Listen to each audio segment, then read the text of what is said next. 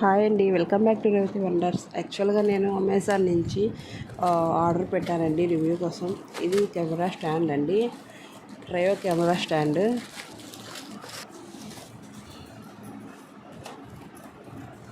యాక్చువల్గా ఇట్లా నీట్గా, చాలా క్లియర్గా నీట్గా ఇచ్చారండి ఫోల్డ్ చేసి.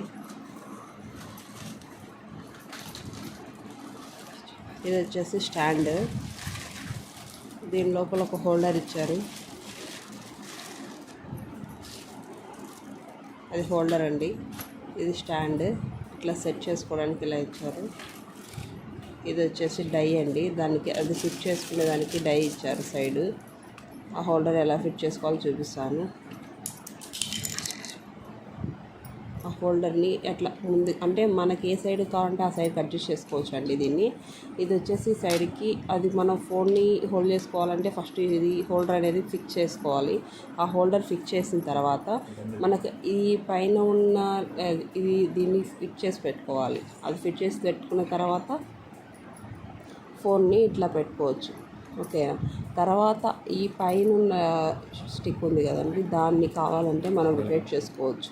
దాంతో అట్లా ఏ సైడ్ కావాలంటే మనకు ఆ సైడ్కి రొటేట్ చేసుకోవచ్చు. ఇట్లా దీన్ని స్టెప్గా మనకు ఎంత లెంత్లో కావాలంటే అంత లెంత్కి దాన్ని మనం ఫిక్స్ చేసుకోవచ్చు. ఇప్పుడు ఒకవేళ పైనుంచి తీయాలనుకుంటే మనం ఇవి అన్నీ ఓపెన్ చేసి పెట్టుకొని పైనుంచి తీసుకోవచ్చు. లేదంటే కింద నుంచి ఇట్లాగే చిన్నదిగా వండిచ్చేసి మనం ఏదన్నా కింద సైడ్ చూపించాలంటే చిన్నదిగా అయినా తీసుకోవచ్చు.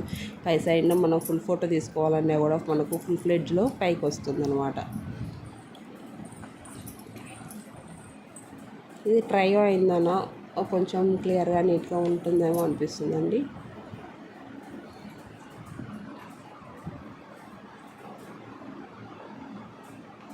ఇది వచ్చేసి మనం కెమెరా స్టాండ్ ఫిక్స్ చేసిన తర్వాత మొత్తం స్టాండ్ అండి. ఇది 3 స్టెప్స్ 3 లేయర్స్గా వస్తుంది. తర్వాత వచ్చేసి ఇది ఇట్లా మనకు మూవబుల్ అనమాట. ఇది ఫోల్డర్ రొటేట్ అవుతుంది, ప్లస్ ఇది మూవబుల్. 2 విధాల 2 రకాలుగా మనకు యూస్ అవుతుందండి. తర్వాత వచ్చేసి 3 స్టెప్స్ వైస్ 3 స్టెప్స్ ఇట్లా